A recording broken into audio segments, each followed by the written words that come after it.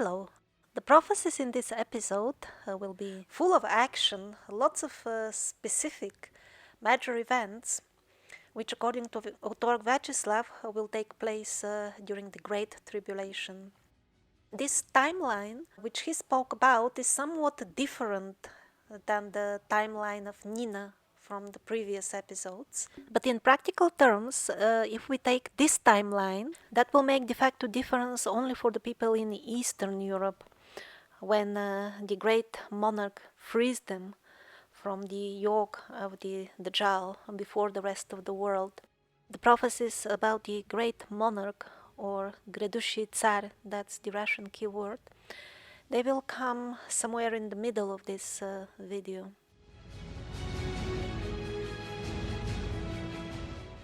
So the period of the great famine, which is mentioned in countless prophecies, seems to come rather in the pre-tribulation, although one is never sure. And Vyacheslav says about this famine that it will be only a couple of months, but it will be very sudden, very severe, and many people will perish because of it. And he speaks about a specific situation with food supply which will take place, according to him, 1.5 years before the Great Famine. And he says this period of abundance will be short. But what is short? A couple of months or a couple of years? It is not clear. And also, if it is a local prophecy for Russia only, we could be already in this period, because now maybe the situation could be something like what he describes. Also, it is kind of not clear, will this start 1.5 years before the famine or end at that time? But anyhow, he says that at that time the borders will be opened for trade. He spoke to people in communist times, so at that time that was kind of unthinkable. He said they will open the borders, and first they will start importing mostly junk. But later they will also gradually start to import quality stuff as well. And then the government will start doing tricks with the money and the food supply, which in the beginning will seem to work in the favor of the people. He says that there will be some sort of a total crush and like devaluation of money, which will take place very suddenly and for a very, very short period. People will even trade and exchange only goods, because the money system will not function at all. There won't be any such. Probably in Russia again, I'm not sure if, because this took place a couple of times in the past in Russia, maybe this already took place, maybe not. So he says that after this trick with the money, private trading companies will become basically obsolete. Now this doesn't look like the current scenario, because after these tricks happened in the past, it actually started the rise of private commercial shops in Russia. It did not put an end to this type of enterprises there. But anyhow, after this crash, the government almost overnight will build a completely new food supply system in Russia. It will reach even to the point that they will ring old communist shopkeepers and managers in that field and appoint them in the new system from tomorrow morning. This radical change, especially in the food supply system, will take place literally in days. And the government will flood the country with very cheap and good quality food stuff, and in this way will basically put an end to private shops. In this way, the government will earn to some extent the trust of the people, while eliminating private food supply and basically holding even tighter monopoly on all food stuff. And on the top of that, they will increase the salaries of the satisfied people. And at that point of time, the people will really decide it's gonna be like this forever, and because this will last for a short while. So this entire operation will work in favor of the government. And also, from my personal perspective, I would add something else. Vyacheslav also mentioned that people will start like overeating seriously at that time with all that nice food stuff. And shortly after that, they will organize a terrible famine. I think people with bloated, stretched stomachs and people who are now used to gluttony and overeating will suffer even more during famine. That could be another aspect.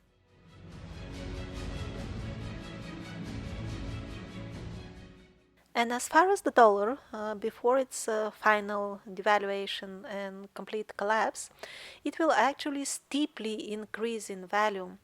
And Vyacheslav said that when you see that happening, this will be a sign that this is the last time in which you can purchase medicines and herbs for healing.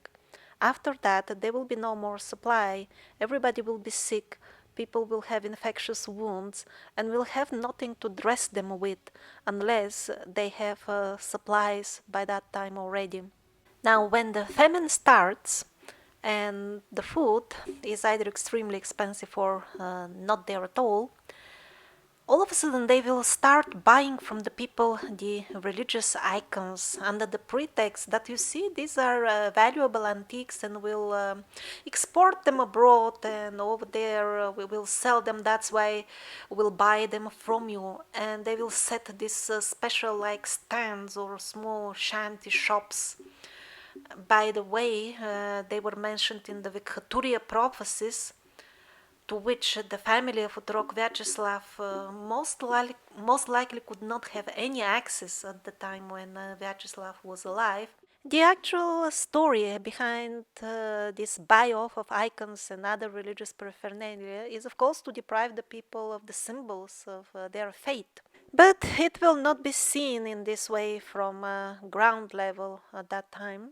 Vyacheslav also said that the people who will be employed to work in these shops and value the icons and buy them from the people, they will work there with great fear because these shops they will regularly burst into flames. And Vyacheslav's mother asked him, "Who will put these shops on fire?" And he said, "God Himself will do to punish those who betray the true faith."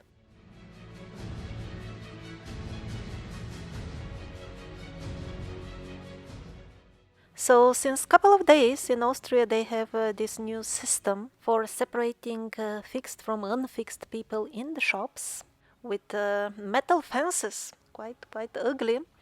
But this is one more step towards what Vyacheslav describes will happen to the shops.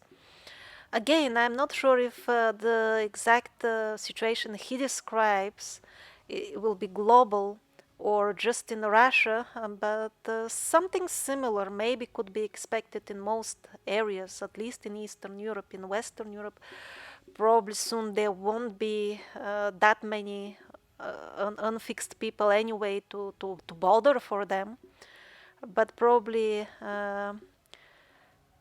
what we'll hear now in the prophecy will take place in Eastern Europe and probably other places where the percentage of the fixed people is not as great as the West. So Vyacheslav said that first they will make special shops with attractive new style foods which will appear very tasty, and they will be only for the fixed people. Not only they will appear to be of higher quality, but they also will be way cheaper, while the quality in the ordinary shops will steadily decrease, while the prices will steadily go up. So many ordinary people, so to say, who are not extremely rich will already starve at that point unless they have made proper supplies, as I have advised in previous episodes. So for some time it will function like this with two types of shops. But this will be again a transition period. Later, they will simply close down all the so-called normal shops, and there will be only shops for fixed people. Gradually, there will be no legal way to exist as non-fixed individual in the society as we know it. And that was the most important warning Vyacheslav left for us, not to scare us, but to alert the people of God to prepare properly. And the message is they will be marking people with the mark of the beast by force. They will be hunting them down. There will be no legal doorway to exist within the society without the mark.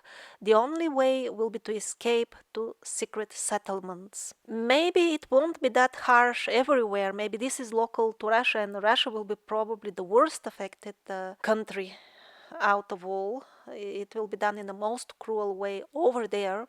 And maybe that's why, maybe, I'm saying only maybe, in the Mary Julie Jehani prophecies, we read that the people of God will have to hide in basements for a short period. But I don't remember any Western prophecies of really talking about large settlements in the forest with unmarked people. And probably that's because there won't be that much people who will remain with the Lord until the end in the West. So the Lord will protect them on more on micro level. But everybody who decides to remain with the angels, also Vyacheslav assured us, he will be protected by a very thick and secure dome of the mercy of the Lord.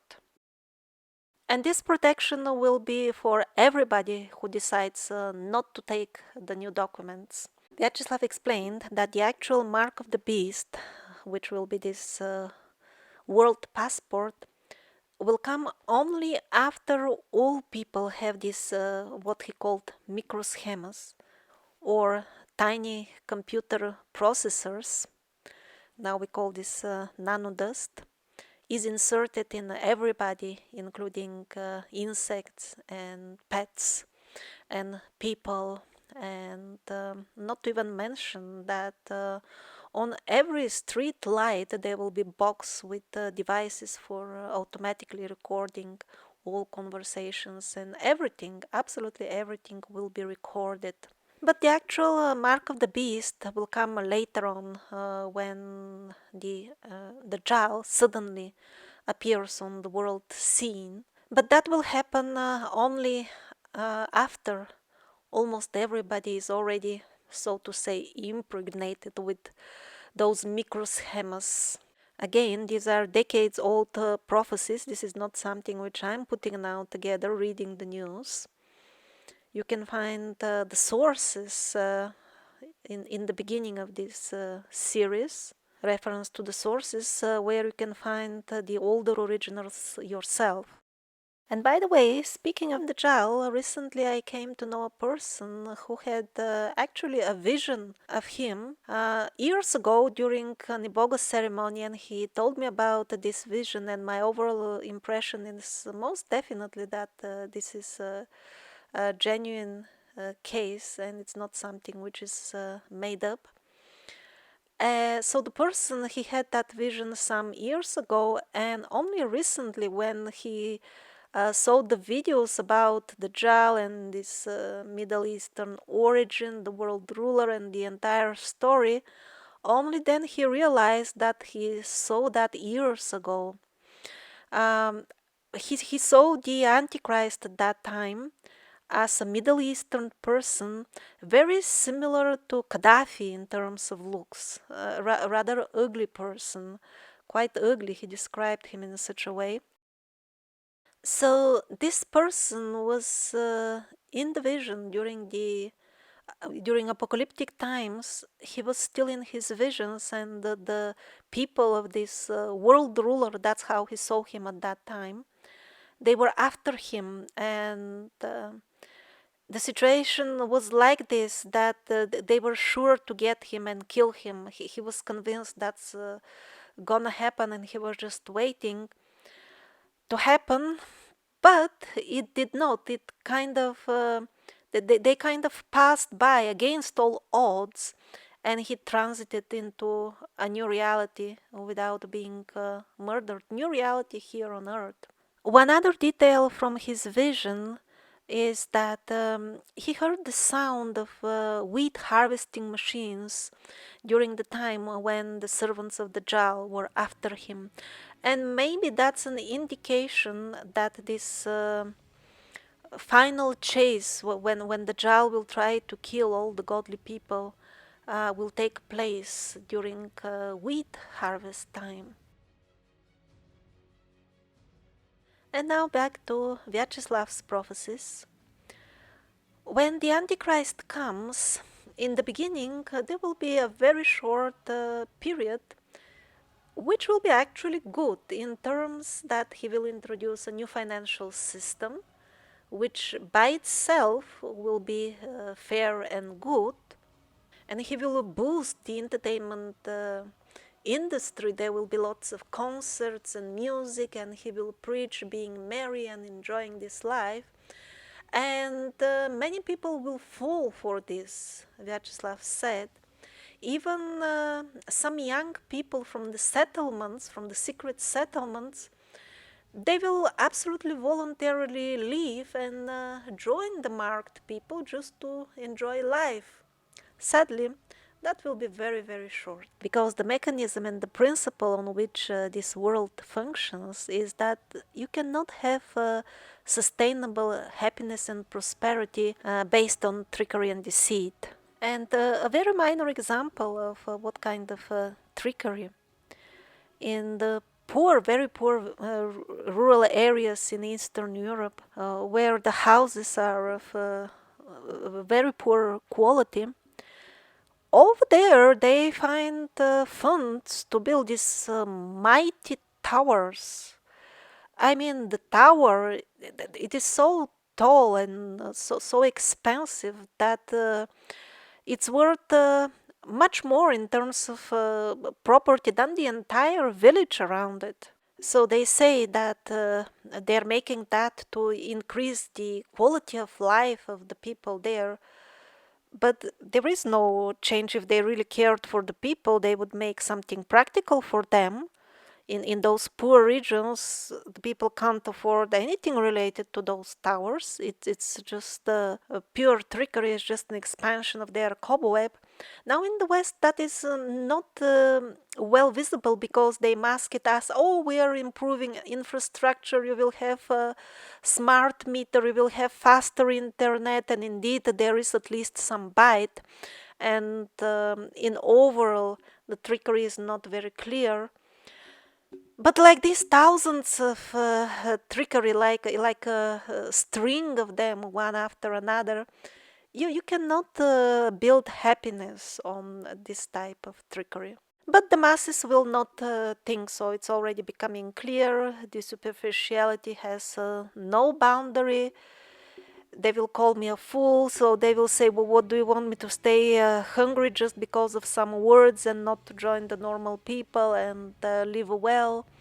And everybody will go and take the mark. Almost everybody, that's for sure. It's already clear. It's not just in the prophecies. In addition, I see that very few people are actually preparing. Many are talking against fixation, but very few are doing something to shelter themselves from the storm.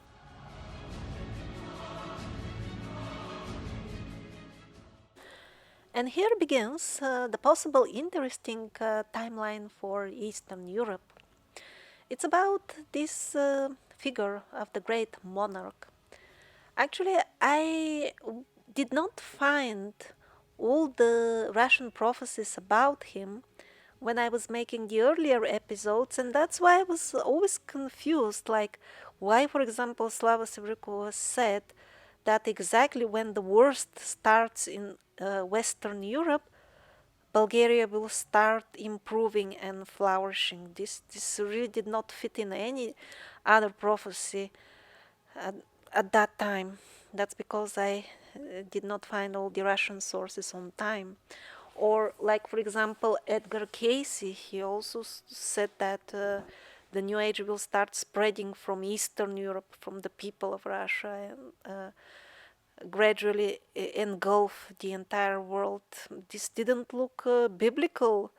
This didn't look in line with the biblical prophecies where everything is completely destroyed and then the new earth is built on the top of the ruins of that old earth.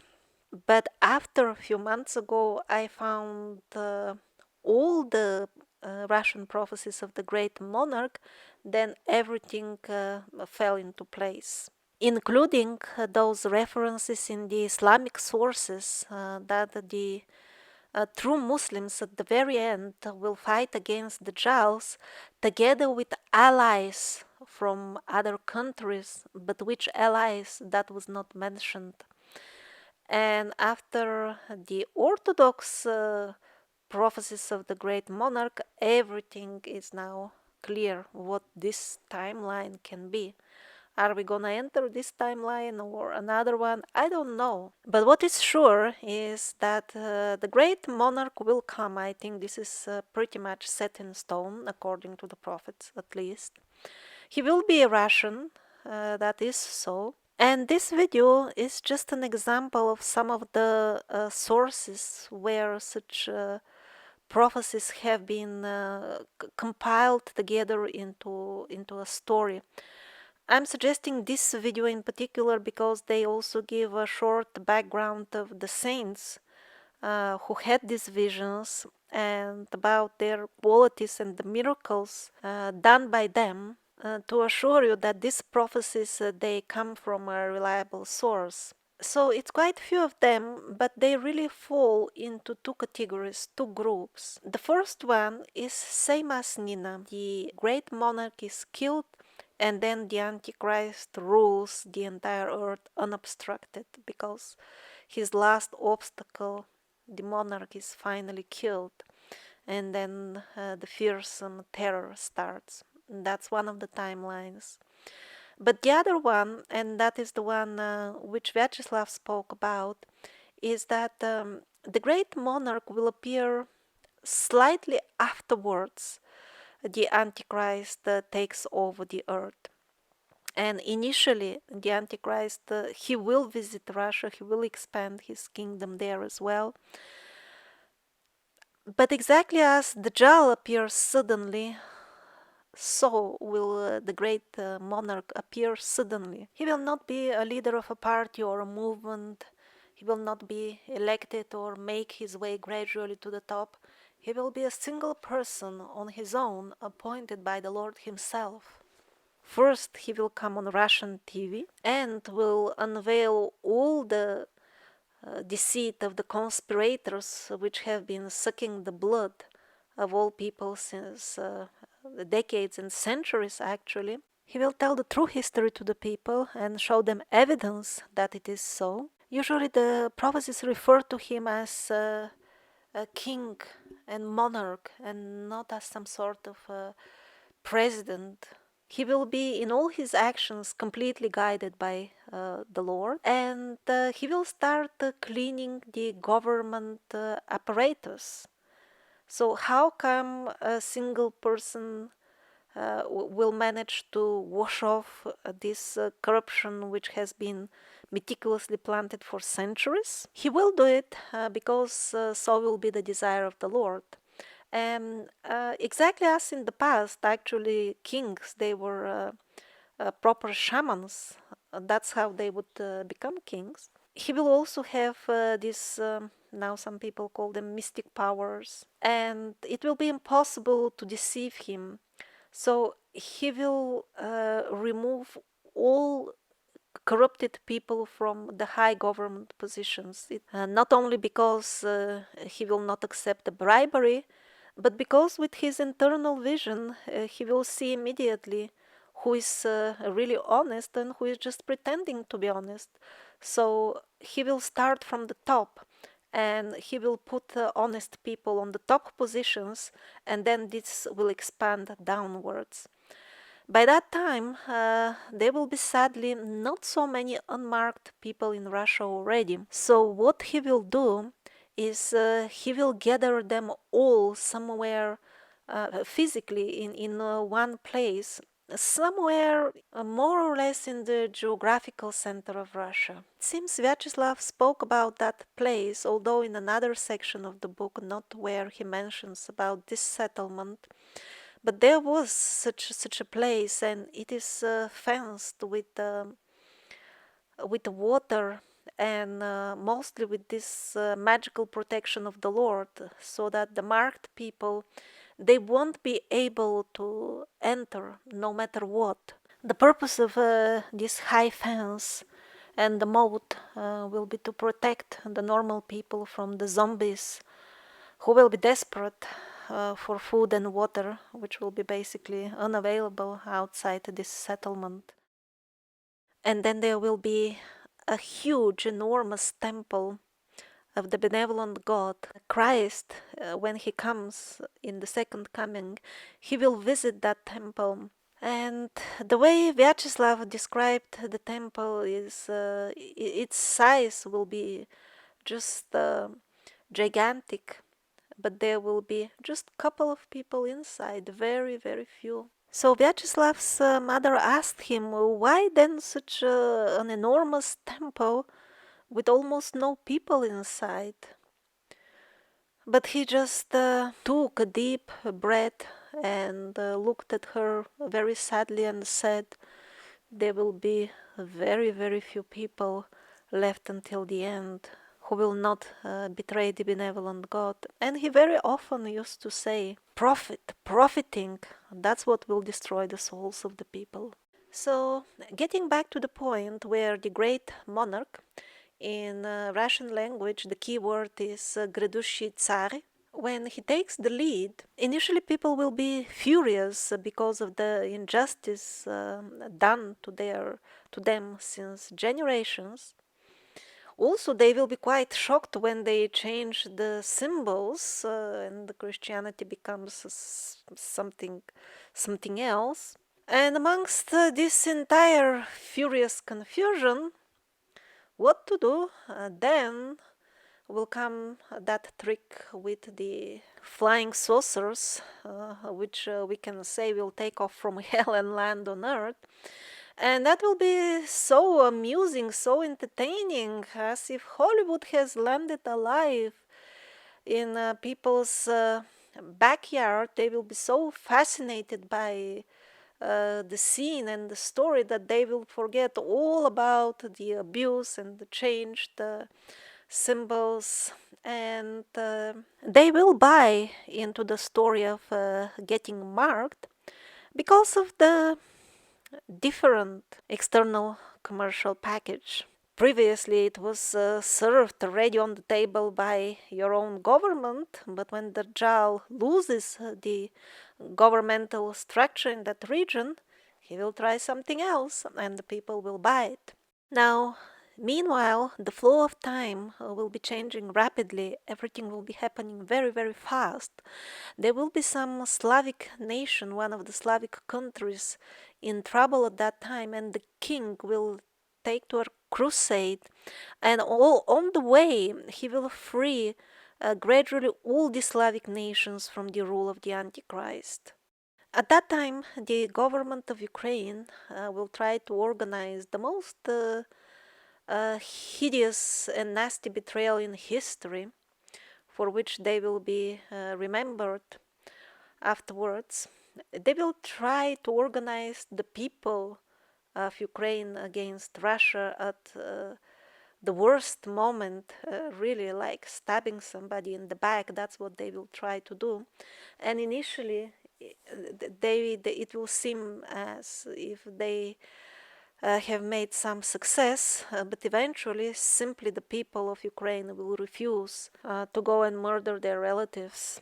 So it seems, I'm saying seems only, after reading the Vyacheslav book with the prophecies, that what I have marked here and what is called World War III in the Western prophecies, probably he just calls it the war with China, because at that time Russia will be taken over by the Chinese.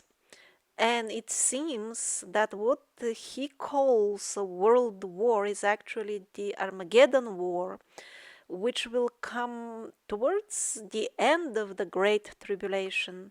Because the great monarch, when he is on this crusade to the Balkans or something like this contagion of war will spread everywhere.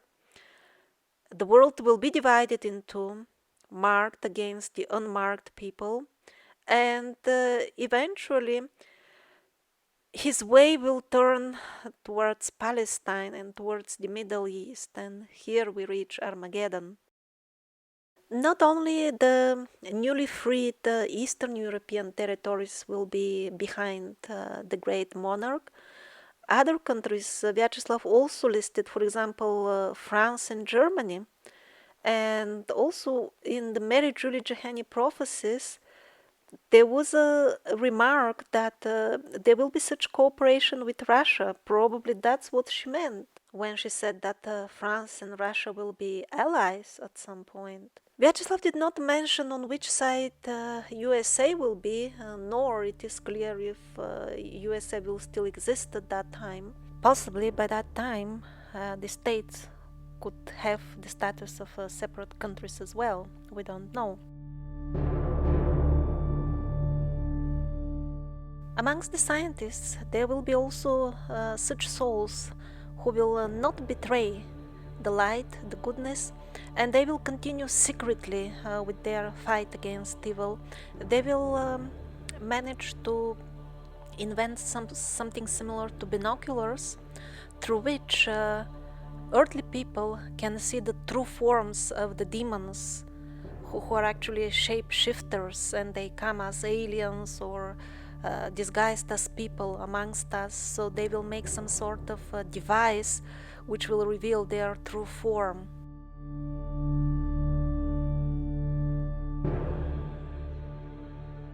As far as the last world war, which will be towards the end of the Great Tribulation, Vyacheslav said that in the beginning Russia will not get involved. It will be most of the other countries fighting each other. But then it will become impossible. They will drag Russia also into the conflict. And this Orthodox king, Gradushi Tsar, the great monarch, he will be the one who will lead the opposition against the world ruler, the Dajjal. During the last battle, all people, even common laymen, will be able to see angels and demons from the other realms also fighting. And although against all odds, as it is in other prophecies, this I did not hear in the Vyacheslav prophecies, against all odds, at the very end, the angelic side will win. But all the other prophecies describe it that this will happen at a time when it will seem as if there is no hope anymore for that. During the last war of Armageddon, basically all countries, all people, they will dump all their weapons. They will use them, and the aftermath will be more than tragic. Almost no vegetation on earth, everything burned, turned into sand. Only here and there a burnt tree trunk may stick out of the sand. And because time will flow much faster by then, basically it will be almost a constant twilight, because the days will be so short that, as if after the sun has kind of risen, it is already time for sunset. In addition, giant abysses, cracks in the earth, the size of kilometers in depth and width, make it moving around almost impossible, and any human activity kind of very difficult.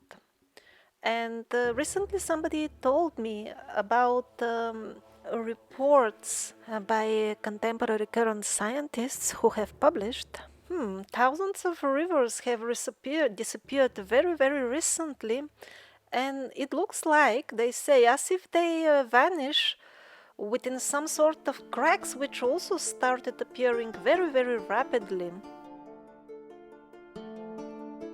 And they even seem to report that this problem seems to be worst in China, exactly where Vyacheslav said the biggest crack will appear.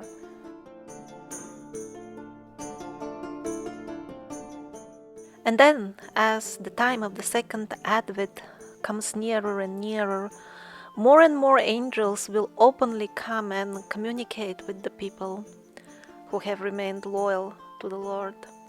And the demons, they will simply lose their grip over earth. It will become clear they can no longer hold their fortress. The damages of the land will be so severe that it will be impossible for humans to repair.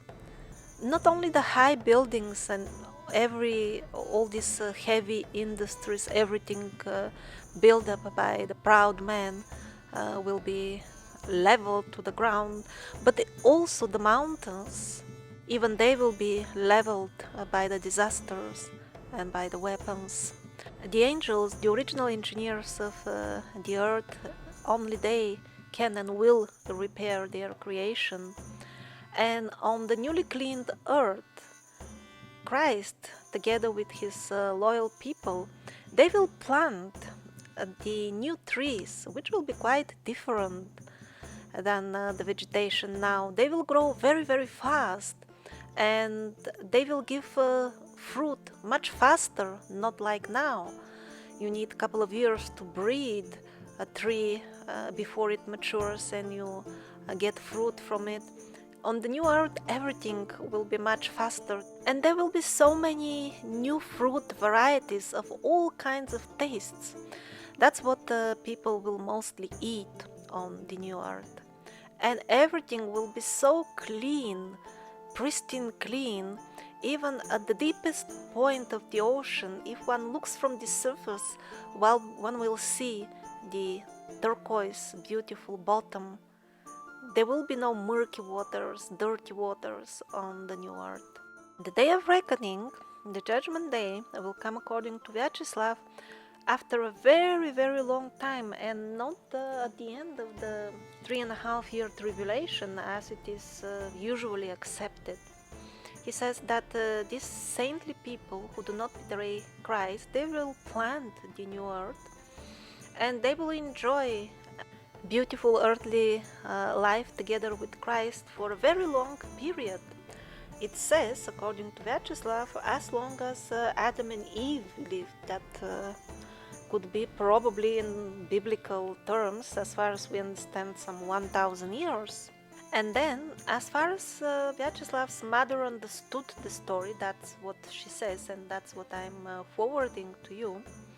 As far as she understood, after 1,000 years, Christ will have one last test for these saintly people who have survived the tribulation which is unfolding now.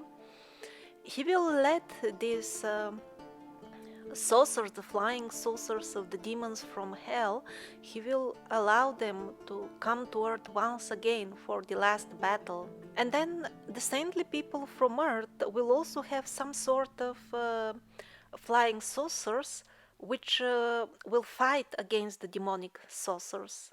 However, in general, the modern type of technology with all this metal and everything digital and everything with some sort of black snout, this type of technology will not be popular on the new earth. People will simply not need it, according to Vyacheslav.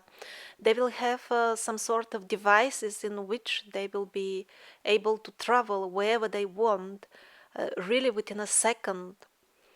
They will make houses out of gold and precious stones. And these houses will be like private nature dwellings. There will be no cities the way we know them now, overcrowded cities, overpopulated. That will not exist over there. Vyacheslav's mother asked him what kind of devices will they use to instantly travel.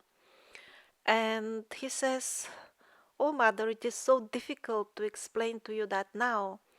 if you see it, you will think it is some sort of wooden bicycle. So in overall, it seems to be quite difficult to try to time all these wars. For example, here from Now the End Begins, they even reckon that the war of Armageddon will even take place after 1,000 years. And what I have marked here as World War III, that's not even counted as a world war by Vyacheslav, it seems. At least that's a way to interpret what his mother says. She calls that the war with China.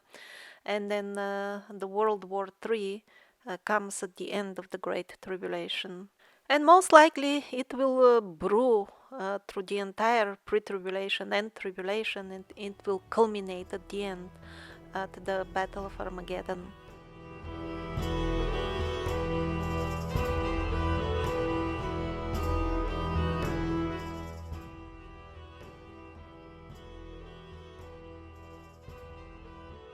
According to what his mother remembers, Otrok Vyacheslav said that the judgment will take place after the new earth is repaired and planted as paradise, and the saints, they live there with Christ already for some time, for 1,000 years.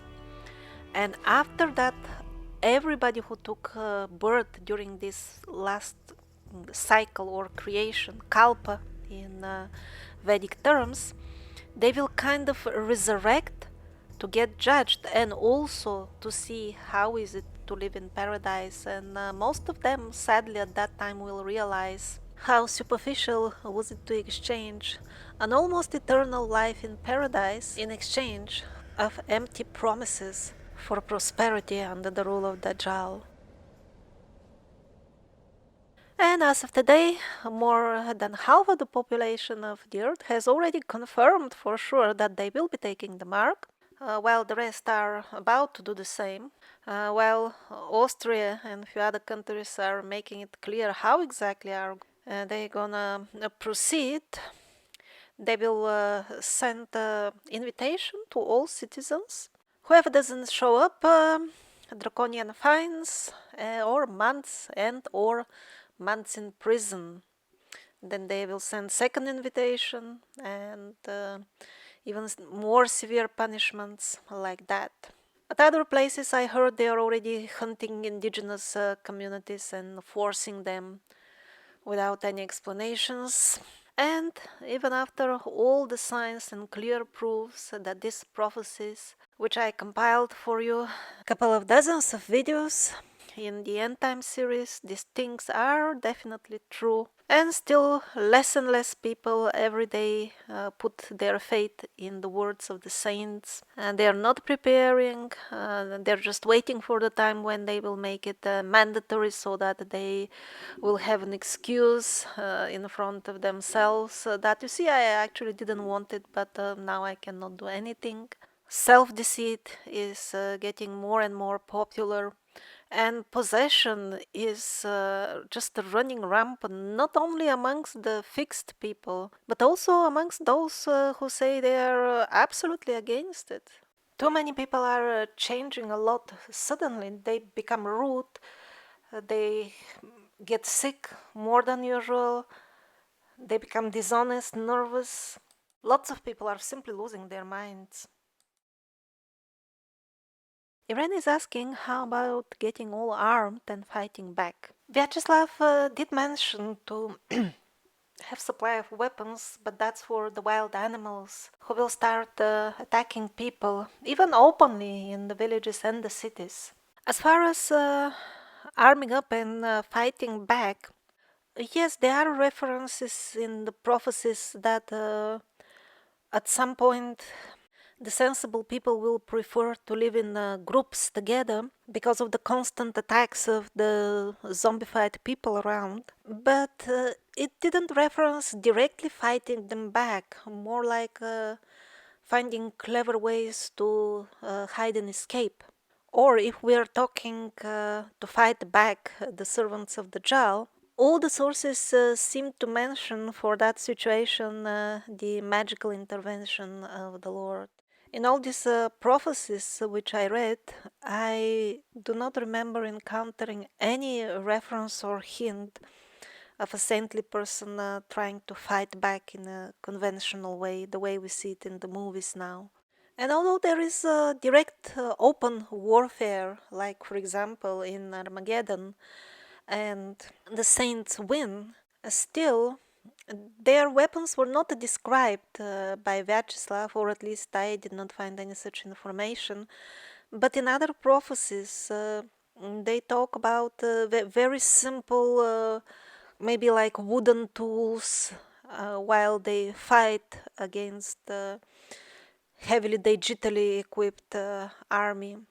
And I like the second question, if the beloved animals will get reunited with their human friends, or from my cat's perspective, dinosaur servants in heaven. There is an interesting remark in this regard in the Seth books of Jane Roberts. They even talk about a special type of souls in the astral world which specialize in finding souls. So Seth narrates it in this way, that when we die or in heaven, if we wish to play with a pet we remember from a previous life, we can simply create its copy and play with it. But in case we really want to contact the exact soul which had that body when we were on Earth, for example, then we'll need the help of a soul searcher spirit who will find that soul and bring it for you gladly as a service to you to play with.